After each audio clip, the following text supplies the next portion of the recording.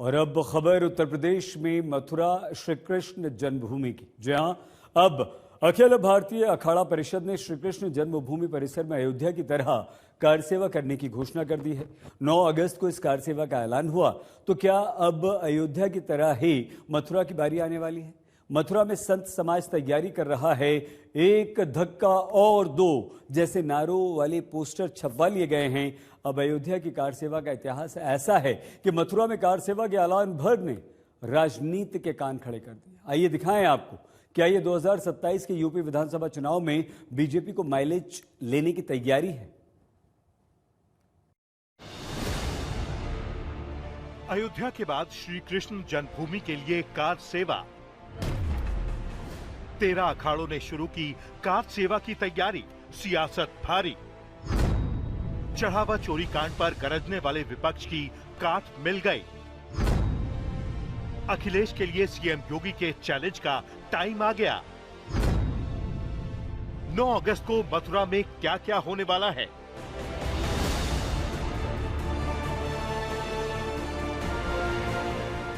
अयोध्या में चढ़ावा चोरी कांड पर विपक्ष ने गरजना शुरू किया और अखिलेश ने चढ़ावा चोरी को मुद्दा बनाया, तो सीएम योगी ने मथुरा में कृष्ण जन्मभूमि वाला चैलेंज दे दिया।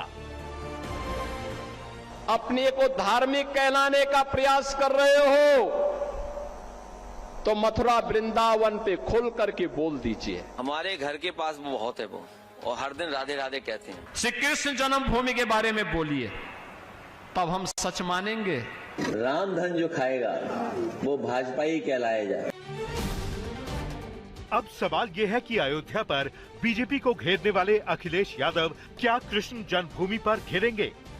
क्योंकि अब मथुरा में श्री कृष्ण जन्मभूमि पर कार सेवा का आह्वान हो चुका है और बाकायदा इसके लिए तारीख का ऐलान भी हो चुका है। 9 अगस्त को श्री कृष्ण जन्मभूमि के लिए कार सेवा का ऐलान किया गया है। सब संतों ने आह्वान किया है कि चलो मथुरा चलें, और हम सबका प्रयास है मथुरा चलेंगे और हमारा मंदिर वहाँ बनना है, उसको बना के रहेंगे। ये भी आस्था रखते हैं, सभी वहाँ पहुँचेंगे और सबकी एक ही डिमांड है कि हमारा मंदिर का निर्माण तुरंत हो जाए, क्योंकि अगर अभी नहीं फिर कभी नहीं। ये महंत रविंद्र पुरी की घोषणा है, उस अखाड़ा परिषद की घोषणा है जो देश के 50 लाख से अधिक साधु संतों, सन्यासियों और नागाओं की प्रतिनिधि संस्था है।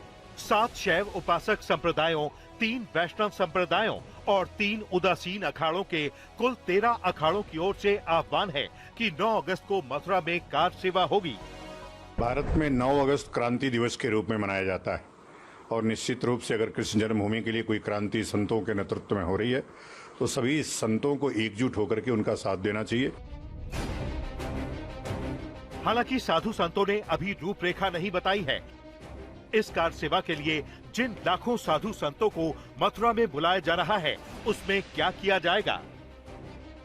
क्योंकि मथुरा में फिलहाल श्री कृष्ण जन्मभूमि पर मंदिर विराजमान है और पास की विवादित शाही ईदगाह मस्जिद में किसी तरह के निर्माण पर अदालत से रोक है।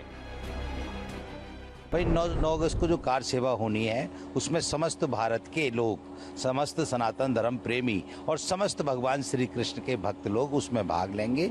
जिस प्रकार भगवान श्री राम का मंदिर बना है उसी प्रकार भगवान श्री कृष्ण का भव्य और दिव्य मंदिर बना।